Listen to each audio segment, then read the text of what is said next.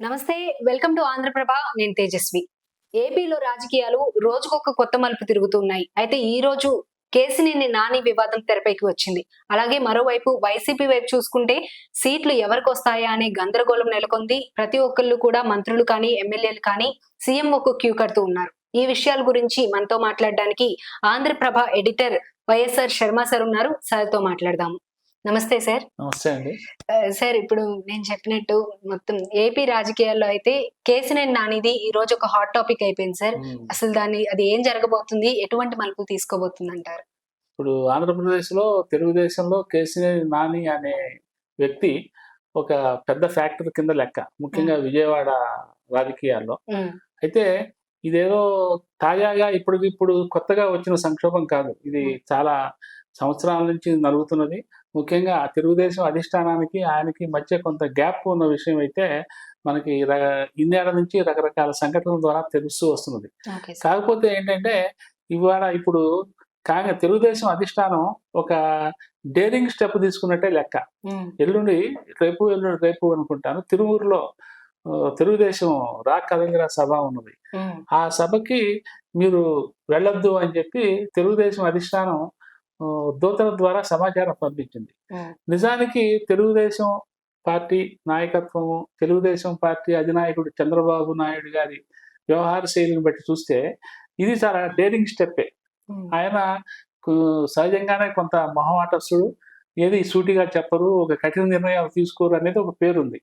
అటువంటిది విజయవాడ రాజకీయాల్లో ఒక బలమైన శక్తిగా ఉన్న ప్రస్తుత ఎంపీ కేసినేని నానికి ఆ సభకి మీరు వెళ్ళొద్దు అని చెప్పడం ద్వారా ఈ వివాదం కొత్త మలుపు తిరిగింది. చాలా ఏళ్లుగా ఉన్న వివాదమే అప్పుడప్పుడు తెలుగుదేశం అధిష్టానానికి ఈయనకి మధ్య దాగుడు మూతలు, వివాదాలు, నిశ్శబ్దమైన సంఘర్షణలు, మళ్ళీ తర్వాత కేసినేని నాని గారు మళ్ళీ చంద్రబాబు నాయుడు వెంట నడవటము, ఇవన్నీ కూడా జరుగుతూ వస్తున్నాయి. మొన్న చంద్రబాబు నాయుడు గారు జైలుకి వెళ్ళినప్పుడు కూడా ఆయన సంఘీభావంగా ఆయనతో పాటు నడిచారు. ఇవన్నీ కూడా సరే అప్పటికప్పుడు ఎరెక్ట్ అయిన ఉద్రిక్తతల పరిస్థితులు అనుకున్నారు. అది అట్లా నడుస్తూ వస్తున్నది.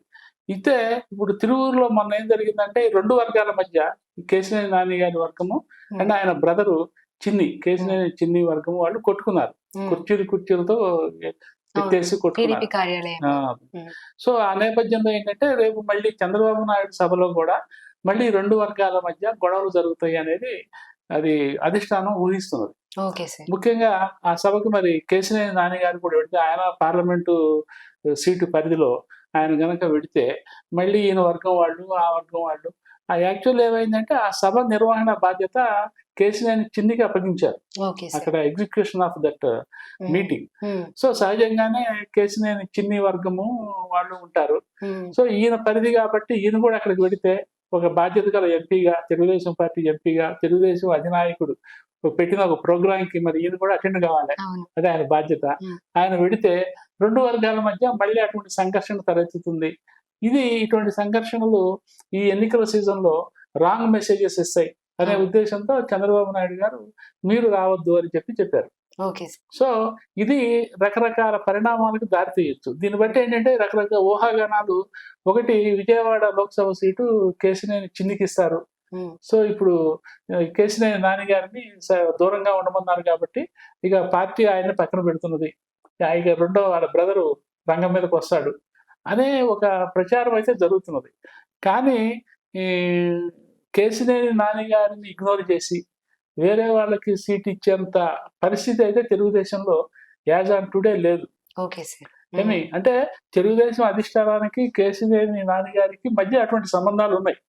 మధ్యలో ఏదో పరపత్యాలు వస్తున్నా ఏమండి, కొంచెం అప్పటికప్పుడు ఏదో ఈ టెంపర్మెంట్స్ వస్తున్నప్పటికీ కూడా చంద్రబాబు నాయుడు గారు కూడా చాలా నిగ్రహంగా ఆయనకి ఇవ్వాల్సిన విలువ ఆయనకి ఇస్తూ చాలా జాగ్రత్తగా డీల్ చేస్తున్నారు.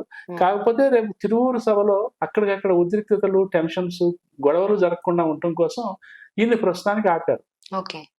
అయితే మరి కేసినేని నాని గారు తన వర్గాన్ని, తన క్యాడర్ని, తన అనుచరుల్ని సముదాయించుకోవాల్సిన పరిస్థితి ఉంటుంది.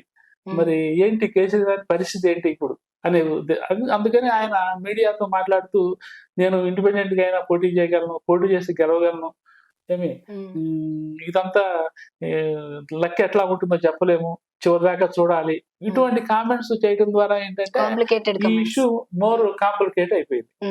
సో ప్రస్తుతానికి అయితే అది ఇక రేపు తిరువూరు సభ how to what extent it will success అనేది ఒక ఫ్యాక్టరు. ఇక ఆ తర్వాత మళ్ళీ నేను మామూలుగా ఇంకొక వర్షన్ ఏంటంటే కేసీఆర్ నాని గారిని పక్కన పెట్టి చిన్నికి లోక్సభ సీట్ ఇచ్చే పరిస్థితి ఉండదు.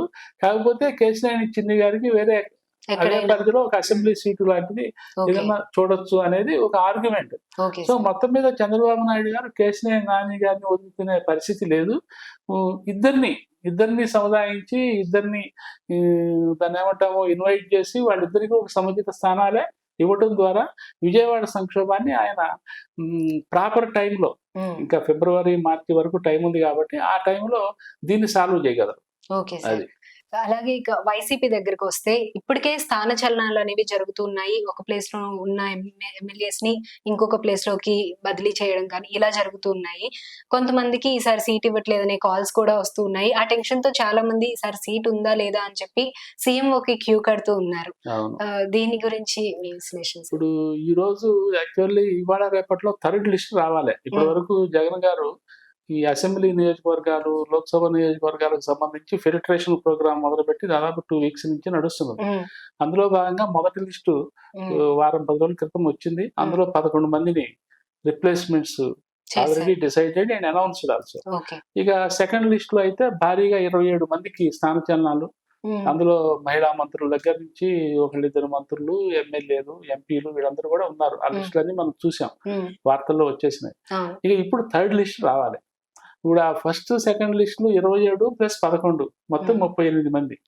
ఇప్పుడు ఈ మూడో లిస్ట్ లో దాదాపు మళ్ళీ 27, 28, 30 దాకా ఉండొచ్చు అని ఒక అంచనా. అంటే ఇప్పుడు దాకా పిలుస్తున్న వాళ్ళని చూస్తే మూడో లిస్టు కోసం దాదాపు మొత్తం మీద కలిపి ఒక 60 మంది దాకా, 55-60 మంది దాకా ఉండొచ్చు అని. ఇవాళ వచ్చిన వాళ్ళు కూడా చాలా మంది ఉన్నారు. ఈ రాయదుర్గం ఎమ్మెల్యే దగ్గర నుంచి ఈ పెదకూరపాడు అండ్ ఆలూరు నుంచి మినిస్టర్ ఉన్నారు. ఆ మినిస్టరు, అట్లాగే Darsi MLA, Narasaraopet MLA, Gurajala MLA, Mylavaram MLA వీళ్ళందరూ చాలా మంది వచ్చి వెళ్ళారు. రాజంపేట ఎమ్మెల్యే, గిద్దలూరు ఎమ్మెల్యే, ఇంతమంది దాదాపు ఇవాళ 10 మంది దాకా వచ్చి వెళ్ళారు. అందులో రాయదుర్గం ఎమ్మెల్యే కాపు రామచంద్రారెడ్డి గారు అయితే ఇందాక మీడియాతో మాట్లాడారు కూడా. కొంచెం ఆయన ఒక రకమైన అసంతృప్తి వ్యక్తం చేసి తనేమో రాయదుర్గం నుంచి ఇండిపెండెంట్ గా పోటీ చేస్తానని, ఆయన వైఫ్ ఏమో కళ్యాణదుర్గం నుంచి ఇండిపెండెంట్ గా పోటీ చేస్తానని, అంటే ఆయనకున్న ఒక అసంతృప్తిని ఏం లేదు పిలిచి ఒక 10 గంటలు కూర్చోబెట్టి నీకు టికెట్ ఇవ్వట్లేదు, నువ్వు పోటీ చేయటం లేదు, నువ్వు గెలిచే అవకాశాలు లేవు అని చెప్పి పంపించారు అనేది ఆయన ఎగుని. సో వీళ్ళందరికీ కూడా అటువంటిదే. అంటే ఇవాళ రేపు తాడేపల్లి క్యాంప్ ఆఫీస్ గనక పిలుపు వస్తే ఇక అది టికెట్ లేనట్టే లెక్క. అట్లా ఒక కన్ఫర్మ్డ్ ఇది పిక్చర్ వచ్చేసింది. సో ఇప్పుడు మూడో లిస్టు ఇవాళ రేపా అన్నట్టు ఉంది. సో దీనివల్ల ఏమవుతుందంటే సరే ఇది తప్ప ఒప్ప ఇందులో దీని మీద రకరకాల విమర్శలు కూడా వస్తున్నాయి కదా. ముఖ్యంగా అపోజిషన్ వాళ్ళు ఇంతమందిని ఈయన మారుస్తున్నాడు జగన్ గారు అని చెప్పని. కానీ ఆ పార్టీల్లో కూడా ఉంటుంది ఇది. ఇప్పుడు ఎవరైనా గెలిచే వాళ్ళకే టికెట్లు ఇస్తారు సహజము. కాకపోతే వీళ్ళు 5 ఏళ్ళు ఉన్నప్పటికీ కూడా 151 సీట్లు సంపాదించుకున్న తర్వాత 5 ఏళ్ల తర్వాత ఇంతమందిని భారీ ఎత్తున సిట్టింగుల్ని మార్చుకోవాల్సిన అవసరం ఎందుకు వచ్చింది అనేది ఒకటి ఆలోచించాల్సిన ప్రశ్న. సరే ఇదేమి అంత పెద్ద అనౌచిత్యం అని మనం అనుకోనక్కర్లేదు. ఎందుకు రేపు తెలుగుదేశం ఉంది. ఇప్పుడు తెలుగుదేశంలో కూడా టికెట్లు కూడా నడుస్తున్నది అంతర్లీనంగా. కాకపోతే వాళ్ళు ఇంకా కన్ఫర్మ్ చేయలేదు కాబట్టి ఎవరు బయటపట్టాల. అట్లాగే ఒక తెలుగుదేశము, ఒక జనసేన, ఒక బీజేపీ కొద్దిగా గొప్ప ఒక స్థాయిలో అయితే ఉంటాయి అసంతృప్తులు.